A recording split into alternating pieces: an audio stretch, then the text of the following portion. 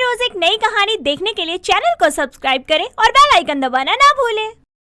कांता देवी की किस्मत तो भगवान ने मानो सोने की स्याही से लिखी थी, क्योंकि उसके एक नहीं, दो नहीं, पूरे 5 बेटे थे और उन 5 बेटों ने अपनी माँ की हर ख्वाहिश को पूरा किया था, जिसके चलते एक दिन मंदिर में पूजा करते हुए कांता भगवान कृष्ण के सामने कहती है, हे कान्हा, तुमने मेरी जिंदगी में 5 खुशियाँ दी है मेरे बेटों के रूप में, और उन बेटों ने भी अपनी इस माँ कांता की कोई इच्छा अधूरी नहीं छोड़ी। अब मैं भी एक माँ होने का फर्ज निभाऊंगी और उनकी होने वाली पत्नियों की हर ख्वाहिश, हर शौक को पूरा करूंगी। शाम को जब कांता के 5 बेटे राघव, अमन, सौरभ, अमित और कुणाल आते हैं, तो उन 5 को बैठाकर कांता उनसे कहती है, मेरे 5 अनमोल रत्नों, आज मैंने तुम्हें ये कहने के लिए बुलाया है कि अब तुम्हारी शादी की उम्र हो गई है, तो अगर तुमने अपनी पसंद की लड़कियों से शादी करनी है तो बता दो, वरना मैं ढूंढूं। माँ, बात ऐसी है कि हम 5 ही किसी न किसी को पसंद करते हैं और उन्हीं से शादी करना चाहते हैं। हाँ माँ। ऐसी बात है तो बताओ मुझे, कौन है लड़कियाँ? हम एक एक करके उनके घर जाकर रिश्ता पक्का कराते हैं और 5 की शादी एक ही मंडप में करवा देती हूँ।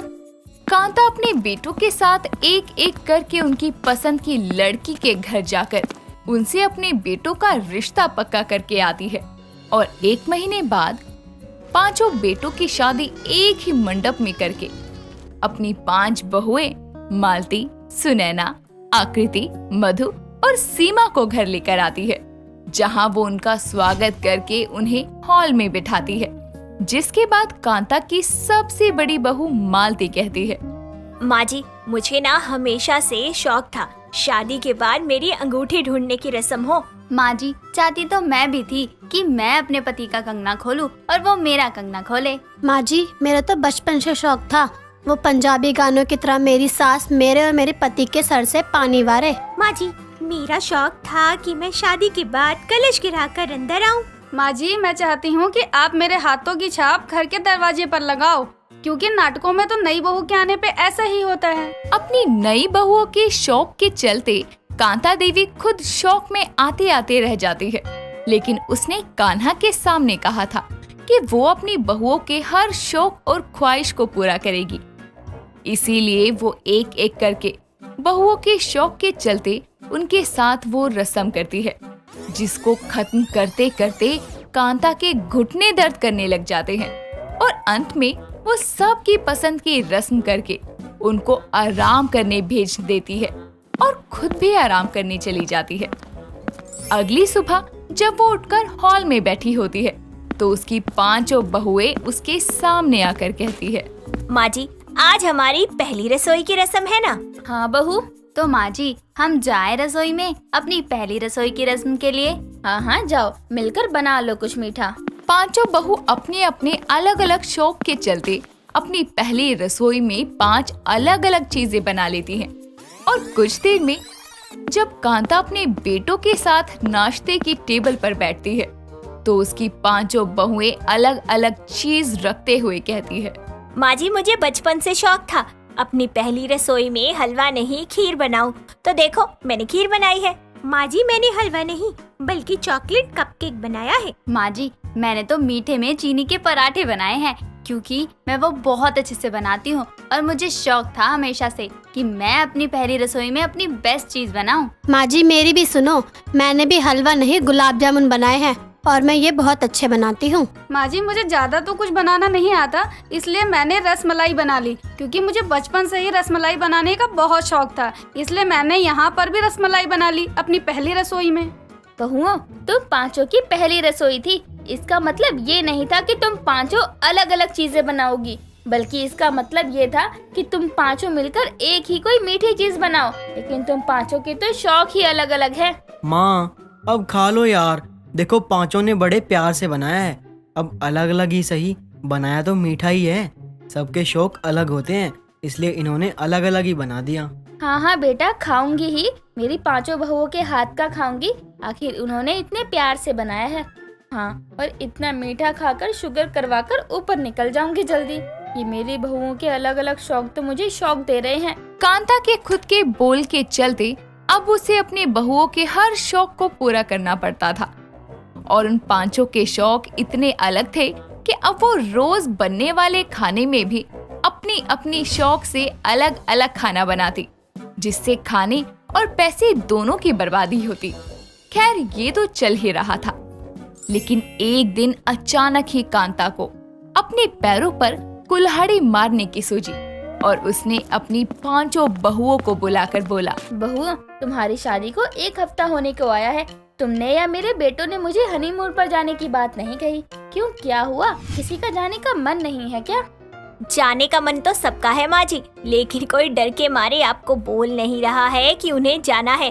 क्या पता आपको अच्छा लगे या ना लगे। है ना माँ जी, करना चाहिए ना टाइम स्पेंड।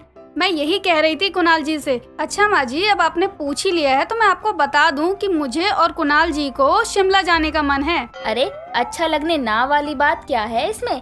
शादी के बाद तो पति पत्नी को एक साथ कुछ टाइम स्पेंड करना ही चाहिए, घूमने जाना चाहिए। मैं इतनी ओल्ड फैशन नहीं हूँ, इसलिए मैं तो कहती हूँ तुम पांचों एक ही। माँ जी, मुझे और इनको गोवा जाने का मन है। कल रात यही कह रहे थे। माँ जी, मुझे तो बैंकॉक जाना है। माँ जी, मुझे कुल्लू मनाली और वहाँ पर बर्फ में खेलना। और माँ जी, मुझे तो किसी हिल स्टेशन जाने का शौक है। आखिर मैंने इनसे ये सवाल पूछा ही क्यों? मैं भूल क्यों गई? इन पांचों के शौक अलग अलग है और इनके अलग अलग हनीमून पर जाने के चलते मैं सड़क पर आ जाऊंगी। ना चाहते हुए भी कांता को अपनी बहुओं के शौक के चलते अपनी पांचों बहुओं को अलग अलग जगह हनीमून पर भेजना पड़ता है, जिसमें उसका बहुत खर्चा हो जाता है। ऐसे ही हनीमून से आने के बाद जब पड़ोसनी कांता की बहू की मुंह दिखाई के लिए उससे कहती है, तो वो सबकी खातिर एक छोटा सा फंक्शन रख लेती है और मुंह दिखाई के लिए अपनी बहुओं को एक जैसी बनारसी साड़ी देती है, जिस पर उसकी बहुएं बोलती है, मैं नहीं पहनती ये बनारसी, मुझे नहीं है इनका शौक। आपको देनी ही थी तो कोई नेट की साड़ी दे देते। माँ जी, मैं भी नहीं पहनूंगी ये, मुझे सिल्क की साड़ी पहनने का शौक है। प्लीज आप वो ले आओ ना। माँ जी, मैं तो साड़ी पहनती ही नहीं हूँ, मुझे तो महंगे सूट पहनने का शौक है। अब बहू, मेरे पास इतने पैसे नहीं हैं कि मैं तुम्हारे अलग अलग शौक पूरे कर सकूं, इसलिए मैं एक जैसी साड़ी पांचों के लिए ले आई। अगर पहननी है तो ठीक है, वरना मुंह दिखाई पर मत आना, मैं बोल दूंगी कुछ भी पड़ोसियों को। इतना बोलकर कांता वहाँ से चली जाती है और शाम को मुंह दिखाई के फंक्शन के समय सभी मेहमानों के आने पर कांता को अपनी बहुओं के ना आने का डर सता रहा था। लेकिन कुछ ही देर में उसकी पांचों बहुएं अपने अलग अलग शौक को साइड रखकर एक जैसी बनारसी साड़ी पहनकर अपनी मुंह दिखाई में आती हैं, जहां लोग उनकी बहुत तारीफ करते हैं। उन सब लोगों के जाने के बाद कांता अपनी बहुओं से कहती है, बहुओं, तुम्हारा बहुत बहुत शुक्रिया, तुमने मेरा मान रख लिया मेहमानों और पड़ोसियों के सामने। अपने अपने शौक को अलग करके ये साड़ियाँ पहन ली। माँ जी, हमें माफ कर दो, आपने हमारे सारे शौक झेले, हम पांचों के अलग अलग शौक को पूरा किया। आज आपने हमें साड़ी दी और हमने आपको ऐसे बोला। माँ जी, अब से हम पांचों अपने अलग अलग शौक को साइड में रख के हम पांचों को जो एक चीज पसंद होगी वही चीज किया करेंगे और अपने अलग अलग शौक के चलते आपको और शौक नहीं देंगे। हाँ माँ जी, दीदी ने सही कहा। मेरी बहुओं, तुम सच में बहुत समझदार हो। कान्हा जी का बहुत बहुत शुक्रिया जो उन्होंने तुम जैसी 5 बहुएं मेरी झोली में डाली। कांता ने कहा तो अपने मुंह से था कि वो अपनी बहुओं के शौक पूरे करेगी, लेकिन उसकी पांचों बहुएं जब अलग अलग शौक लेकर घर में आई तो उसकी भी हालत खराब हो गई। खैर अंत में पांचों को कांता की सिचुएशन समझ में आई और उन्होंने अपने शौक को साइड में रखकर अपनी सास के बारे में सोचा। काव्या एक बहुत ही सुंदर और स्मार्ट लड़की थी। उसको हमेशा से महंगे पर्स खरीदने का बहुत शौक था। ऐसे ही एक दिन वो मॉल से पर्स की शॉपिंग करके घर आती है, जहाँ उसकी माँ रिद्धि उसके हाथ में इतने सारे पर्स देखकर कहती है, अरे काव्या, इतने सारे पर्स क्यों लाई है? एक बार इस्तेमाल करने के बाद तू उन्हें दोबारा यूज तक नहीं करती है। खामखा पैसों की बर्बादी करती रहती है तू। अरे माँ, एक ही तो शौक है मेरा, उसको भी आप लोग पूरा नहीं कर सकते क्या? कौन सा हीरे जवाहरात मांग रही हूँ आपसे? एक पर्स कलेक्शन का शौक है मुझको, क्या आपसे वो भी गवारा नहीं होता? इतना कहकर काव्या अपने कमरे में चली जाती है और अपने पर्स को देखकर कहती है, हाय तुम कितने सुंदर हो। तुम चिंता मत करो, तुमको खरीदना मैं कभी नहीं छोड़ूंगी। आखिर मेरा पहला और आखिरी प्यार हो तुम। फिल्मी डायलॉग मारते हुए काव्या अपने सारे पर्सेस को अलमारी में रख देती है। ऐसे ही कुछ दिन निकल जाते हैं। काव्या एक बार फिर से अपने लिए पर्स लेने मॉल जाती है, जहां उसकी टक्कर एक प्रेम नाम के लड़के से होती है। प्रेम के हाथ में कोल्ड ड्रिंक की बोतल थी, जो कि काव्या के पर्स पर गिर गई थी और उसका पर्स गंदा हो गया था। ये सब देखकर काव्या गुस्से में उससे बोलती है, oh my God, are you mad mister? 50,000 का पर्स, यू स्टूपिड। अपनी एक घटिया सी 50 रुपए की कोल्ड ड्रिंक से मेरा पूरा पर्स खराब कर दिया। I am so sorry miss, मेरा ध्यान नहीं था, सॉरी। काव्या पर्स से ध्यान हटाकर प्रेम को देखती है तो वो उसे बहुत ही ज्यादा हैंडसम और स्मार्ट सा लड़का लगता है और काव्या उसको देखकर अपना सारा गुस्सा भूल जाती है और उसे देखती ही रह जाती है। ऐसे में वो बोलती है, ओह इट्स ओके मिस्टर, आपका नाम क्या है? ओ सॉरी, मैं प्रेम हूँ। अगर आपको प्रॉब्लम ना हो तो आपके नुकसान का गुस्सा उतारने के लिए आप मेरे साथ यहीं एक कॉफी शॉप पर कॉफी पीने चलोगी? ऑफ कोर्स प्रेम, कहीं इस कॉफी डेट के चक्कर में मैं ही ना डूब जाऊं। दोनों पास ही एक कॉफी शॉप पर जाते हैं, जहां दोनों एक दूसरे से खूब बातें करते हैं और एक दूसरे से नंबर्स भी एक्सचेंज कर लेते हैं। जिसके बाद वो लोग वहां से घर निकल जाते हैं। प्रेम अपनी बाइक से काव्या को उसके घर छोड़ देता है और उसको घर के बाहर छोड़ते हुए कहता है, तो मिस काव्या, आपका घर आ गया और मैं उम्मीद करता हूँ कि आज के लिए आपने मुझे माफ कर दिया होगा। अरे पूरी तरह से कर दिया, तुम चिंता मत करो। चलिए अब तो मिलना होता रहेगा, फिर मैं चलता हूँ, बाय। प्रेम वहाँ से अपने घर चला जाता है और काव्या भी अपने घर में पहुँचती है। ऐसे ही वक्त गुजरता जाता है। प्रेम और काव्या अक्सर एक दूसरे से मिलने लगते हैं और उनकी बातों और मुलाकातों का सिलसिला शुरू हो जाता है। वो दोनों एक दूसरे से प्यार कर बैठते हैं और एक दिन एक रेस्टोरेंट में प्रेम काव्या को पर्स देते हुए उससे अपने प्यार का इजहार करता है, जिस पर काव्या उससे बोलती है, वाओ प्रेम, आपको कैसे पता कि मुझे पर्स पसंद है? अब जब प्यार किया है तुमसे तो तुम्हारी पसंद नापसंद तो जाननी ही पड़ेगी ना मेरी जान। हाउ रोमांटिक प्रेम। प्रेम और काव्या अपने अपने घर वालों को अपने इस रिश्ते के बारे में सब बता देते हैं और दोनों परिवारों की सहमति से कुछ ही महीनों में उन दोनों की शादी हो जाती है। काव्या अपने ससुराल आकर ससुराल की सारी जिम्मेदारियां अच्छे से निभाती है। ऐसे ही एक दिन जब काव्या मार्केट जाने के लिए निकल रही होती है तो उसके पास इतना महंगा पर्स देखकर उसकी सास बिंदु से कहती है, अरे बहू, तेरा पर्स तो बड़ा ही अच्छा लग रहा है।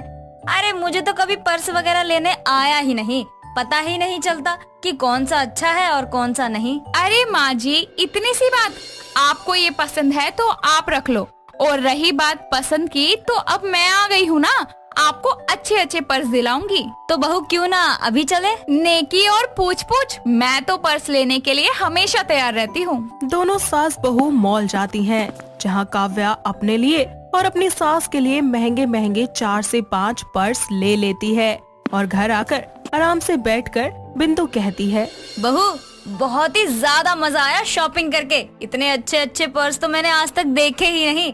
अब जलाऊंगी इस पड़ोसन को, बड़ा उछल रही थी ना ब्रांड ब्रांड करके। जरूर माँ जी, इतने महंगे पर्स तो उन्होंने सपने में भी नहीं देखे होंगे। काव्या अपनी सास बिंदु को भी पर्स खरीदने की आदत डाल देती है। दोनों सास बहू अब जहाँ भी जाते वहाँ पर से एक नया पर्स तो जरूर लेकर आया करते और एक बार इस्तेमाल के बाद वो दोबारा उस पर्स को यूज नहीं किया करते। वो दोनों महीने में कम से कम 100 पर्स लेकर आया करती। ये देखकर एक दिन प्रेम उन दोनों से कहता है, माँ, काव्या, आप दोनों कितना पैसा उड़ा रही हो फालतू के पर्स ले लेकर। ऐसा ही रहा तो मेरी सारी सेविंग्स खत्म हो जाएंगी और हमारे पास खाने के भी पैसे नहीं बचेंगे। हाय राम, अरे घोर कलयुग आ गया है, घोर। अरे जिस बेटे को आज तक मैंने पाला पोसा बड़ा किया, वो अपनी माँ को पैसे देने पर ताने मार रहा है। अरे क्या जमाना आ गया है प्रभु। मैंने ऐसा कब कहा माँ, आप गलत समझ रही हो। मैं बस कह रहा हूँ कि फिजूल खर्चे ज्यादा हो रहे हैं, बस करो। हाँ हाँ, अब तो मैं फिजूल खर्चे करने लग गई हूँ ना। आज तक तेरी माँ ने तेरे से कुछ नहीं मांगा और अब और अब तेरी माँ को एक शौक क्या चढ़ गया, तुझे उससे भी प्रॉब्लम होने लग गई। क्या प्रेम जी, माँ जी को रुला दिया? अरे क्या पैसे पैसे कर रहे हो? जब परिवार के लोग ही खुश नहीं होंगे तो पैसे का क्या अचार डालोगे? अपनी माँ और बीवी से बहस करना प्रेम के बस की बात नहीं थी। वो वहाँ से इतना कहकर चला जाता है, लेकिन उसकी बातों का कोई असर बिंदु और काव्या पर नहीं होता। अपनी माँ और बीवी को महंगे पर्स के शौक को रोकने के लिए प्रेम एक तरकीब लगाता है और अपने दोस्त वैभव के साथ मिलकर एक प्लान बनाता है। इसी तरह अगले दिन बिंदु प्रेम से कहती है, अरे बेटा सुन, मुझे ना कुछ पैसे चाहिए। मुझे भी। प्रेम बिना कोई सवाल किए उन दोनों को पैसे दे देता है और वो दोनों एक बार फिर से महंगे पर्स की शॉपिंग करने के लिए चली जाती हैं। कुछ दिन निकल जाते हैं और एक दिन प्रेम अपने दोस्त वैभव के साथ घर आता है। बिंदु और काव्या भी वहीं होते हैं और वैभव को देखकर काव्या पूछती है, अरे ये कौन है? ये मेरा दोस्त है वैभव और इस घर का नया मालिक। नया मालिक? मतलब क्या है तेरा प्रेम? मतलब कि ये घर गिरवी रख के मैंने पैसे उधार लिए थे और अब मैं चुका नहीं पाऊंगा, तो ये घर अब वैभव का हो गया और हमें ये घर खाली करना होगा जल्दी से जल्दी। ऐसे कैसे गिरवी रख दिया तूने? इतने पैसे की जरूरत क्यों पड़ गई तुझे? प्रेम जी, इतने पैसों की क्या जरूरत पड़ गई आपको? ये पैसे मैंने अपनी बीवी और माँ के शौक के लिए उधार मांगे थे, क्योंकि मेरी सेविंग्स खत्म हो चुकी थी। पर आप दोनों को शॉपिंग करनी थी पर्स की। अब अपनी माँ और बीवी को निराश कैसे करता, तो मैंने उधार ले लिए। हाँ जी आंटी, और हाँ भाभी जी, बहुत कर्जा हो गया है अब इसके ऊपर मेरा, इसलिए मैंने कहा कि अब ये घर मेरे नाम कर दे। तो अब आप लोग उस हिसाब से यहाँ का कोई सामान भी नहीं ले जा सकते, ये सब मेरा है। क्या सब कुछ? हाँ सब कुछ, सिवाय आपके पर्स के। आप दोनों अपने सारे पर्स ले लो, हम कहीं रोड किनारे बैठकर पर्स बेचेंगे और अपनी नई जिंदगी शुरू करेंगे। ठीक है माँ और काव्या? प्रेम की ये बात सुनकर दोनों सास बहू के पैरों तले जमीन खिसक जाती है। वो ये इमेजिन करने लगती हैं कि सड़क किनारे बैठकर पर्स बेचते हुए वो लोग कैसी लगेंगी। जिसके बाद वो दोनों चिल्लाकर कहती हैं, नहीं बेटा, मुझे और बहू को माफ कर दे। अब हम कभी भी फिजूल खर्चे नहीं करेंगे। ये घर वापस ले ले बेटा। हाँ प्रेम जी, प्लीज मुझे माफ कर दो। मेरी ही वजह से माँ जी को ये आदत लगी। मैं कभी दोबारा इतने महंगे पर्स पर पैसा बर्बाद नहीं करूँगी। और तो और इन पर्सों को थोड़े कम दाम पर वापस कर दूंगी, थोड़े पैसे आ जाएंगे। पर प्लीज हम ये घर नहीं छोड़ना चाहते। काव्या और अपनी माँ को अपनी गलती का एहसास दिलाने के बाद प्रेम उनसे बोलता है, माँ, काव्या, आप दोनों चिंता मत करो, हम कहीं नहीं जाएंगे। ये बस एक मेरा प्लान था। आप दोनों इतना पैसा बर्बाद कर रही थी और पर्स लेने का शौक था ना, तो पहले एक लो, जब तक वो खराब ना हो तब तक दूसरा क्यों लेना। आज के समय में पैसा कमाना बहुत मुश्किल है, तो पैसे जरूरी कामों पर ही खर्च करो, तो मुझे कोई दिक्कत ही नहीं होगी। हाँ प्रेम जी, हम समझ गए और दोबारा ये गलती कभी नहीं होगी, आई प्रॉमिस। हाँ बेटा, और मैं भी कभी ये चीज दोबारा नहीं करूँगी। माफ कर दे मुझे। ठीक है, मेरी मदद के लिए शुक्रिया मेरे दोस्त। इसके बाद वैभव वहाँ से चला जाता है।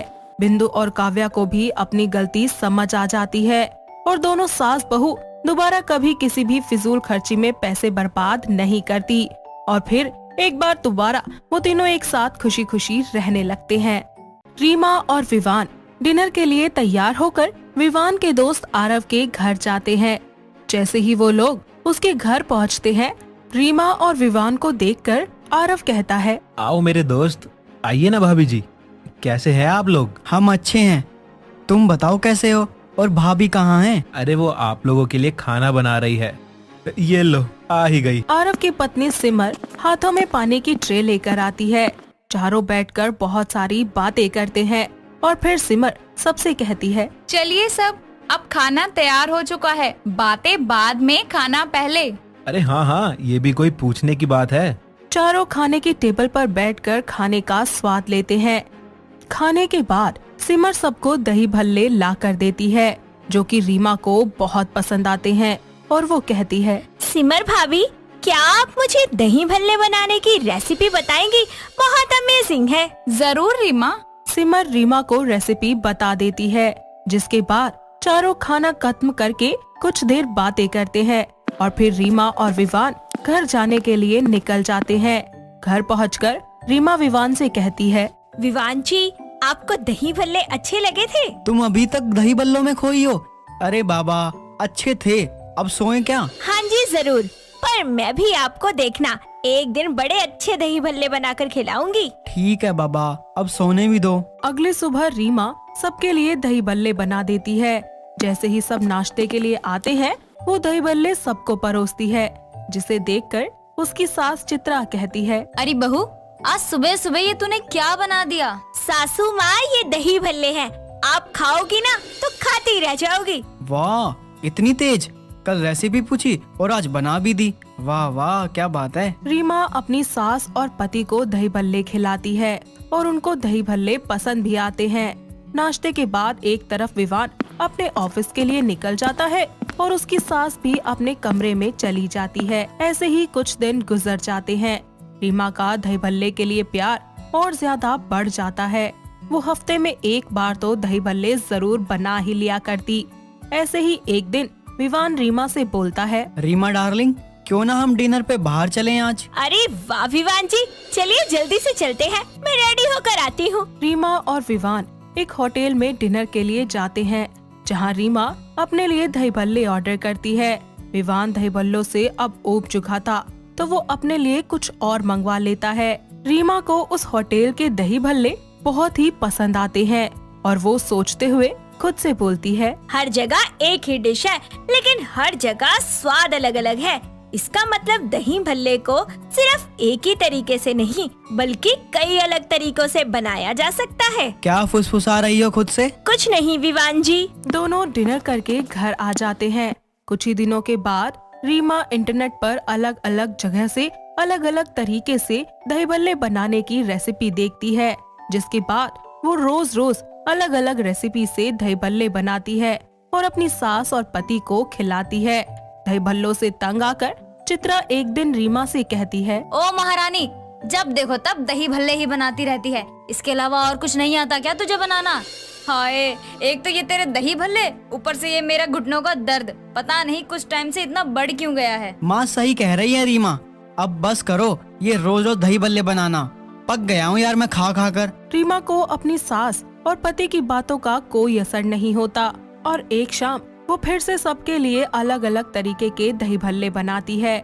शाम को जैसे ही चित्रा और विवान खाना खाने बैठते हैं, तो खाने में दही भल्ले देखते ही विवान और वो आग बबूला हो जाते हैं और ऐसे में विवान कहता है, तुमको एक बात समझ नहीं आती क्या? जब मना किया है कि दही भल्ले नहीं बनाने, तो बार बार क्यों बनाती हो?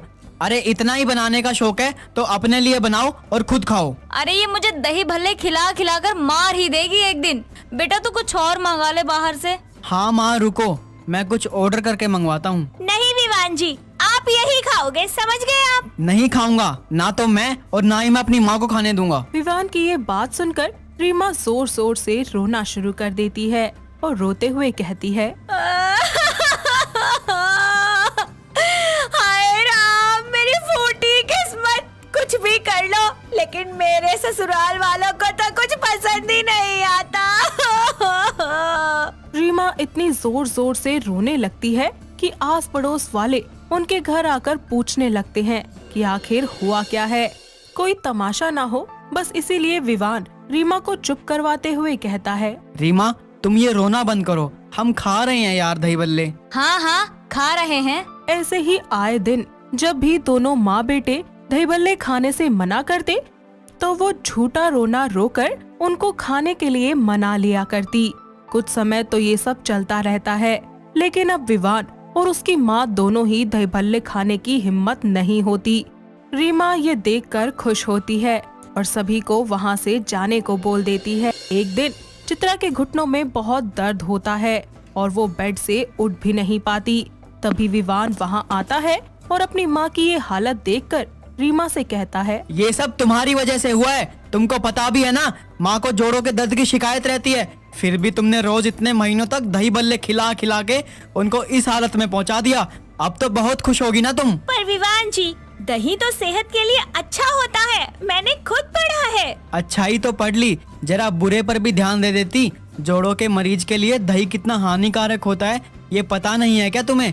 अरे समझा समझा कर थक गया हूँ मैं, मगर मजाल है कि जो तुम समझ जाओ। तो ठीक है विवान जी, मैं अब से माँ जी को दही नहीं दूंगी, पर वो भल्ले तो खा ही सकती है ना।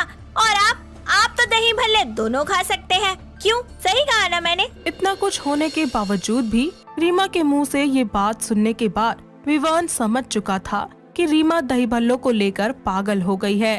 वो समझ गया था कि अब इस दही भल्ले की कहानी वहीं खत्म हो सकती है जहाँ से शुरू हुई थी। ऐसे में वो अपने दोस्त आरव के घर जाता है और उनको सारी बात बताता है, जिनको सुनकर सिमर और आरव हैरान हो जाते हैं। और अब रीमा को सुधारने के लिए वो लोग मिलकर एक प्लान बनाते हैं, जिसके बाद विवान घर आकर रीमा से कहता है, रीमा, हमको आरव और सिमर भाभी ने एक बार फिर डिनर पर बुलाया है, चलोगी क्या तुम? अरे वाह, सिमर दीदी के पास जा रहे हैं, यानी कि इस बार फिर से कोई नई रेसिपी सीखने को मिलेगी। हाँ हाँ विवान जी, चलिए। दोनों एक बार फिर से आरव और सिमर के घर जाते हैं और थोड़ी बातें करने के बाद खाना खाने के लिए बैठ जाते हैं, जहाँ सिमर दही भल्ले ही लेकर आती है, बस जिसको देखकर रीमा बोलती है, अरे सिमर भाभी, ये क्या फिर से दही भल्ले? आपने भी तो हमें पिछली बार भी खिलाया था ना, इस बार कुछ नया नहीं बनाया? पर रीमा, तुमको तो दही भल्ले बहुत पसंद है और तुम चिंता मत करो, ये दूसरी रेसिपी से बनाए हैं, तुमको जरूर पसंद आएंगे, एक बार खाओ तो। रेसिपी चेंज करने से क्या होता है भाभी? दही भल्ले तो दही भल्ले ही है ना। रेसिपी चेंज करने से कुछ नहीं होता, तो तुम खुद भी तो पिछले कुछ महीनों से रेसिपी चेंज कर करके दही भल्ले ही खिला रही हो अपने परिवार को। रीमा, किसी भी चीज की अति सही नहीं होती और ना ही उसको अलग अलग तरीके से बना के उसको रोज खाया जा सकता है। और तो और, तुमने तो तुम्हारी सास की हालत की परवाह तक नहीं की, जबरदस्ती अपने पति और सास को दही भल्ले खिलाए। सिमर की ये बात रीमा को ये एहसास करवाती है कि अब तक जो वो कर रही थी वो सब कुछ कितना गलत था और वो इतनी पागल कैसे हो गई थी। अपनी सास की तकलीफ भी उसे इसकी वजह से नजर नहीं आई। रीमा ऐसे में रोते हुए वहाँ मौजूद विवान से कहती है, विवान जी, मुझे माफ कर दीजिए प्लीज। मैं अपने टेस्ट और रेसिपी में इतनी अंधी हो गई थी कि मैं माँ जी की तकलीफ भी नहीं समझ पाई। प्लीज मुझे माफ कर दीजिए। मैं खुश हूँ कि तुमको ये एहसास हुआ कि तुम क्या गलत किए जा रही थी, और यही एहसास दिलाने के लिए तुमको यहाँ लेके आया था। थैंक यू सो मच भाभी और आरव, आपने मेरी इतनी बड़ी मुश्किल आसान कर दी। अरे देवर जी कहते हैं ना, जहाँ से सवाल शुरू होता है अक्सर जवाब भी वहीं मिलता है। थैंक यू की कोई बात नहीं, अब घर जाइए और माँ जी का ध्यान रखिए। रीमा और विवान दोनों वापस घर लौट आते हैं और घर आकर रीमा अपनी सास चित्रा से भी माफी मांगती है और फिर वो कभी भी किसी डिश को जल्दी से रिपीट नहीं करती। साथ ही अपनी सास के जोड़ों के दर्द को कम करने के लिए रोज अपनी सास के पैरों को तेल भी लगाया करती और साथ ही उनकी खूब सेवा करती, जिसके बाद वो तीनों एक साथ खुशी खुशी फिर से रहने लगते हैं। दोस्तों, अगर आपको ये कहानी पसंद आई तो इसे लाइक करें, शेयर करें और कमेंट करके बताएं कि कहानी में आपको सबसे अच्छा क्या लगा।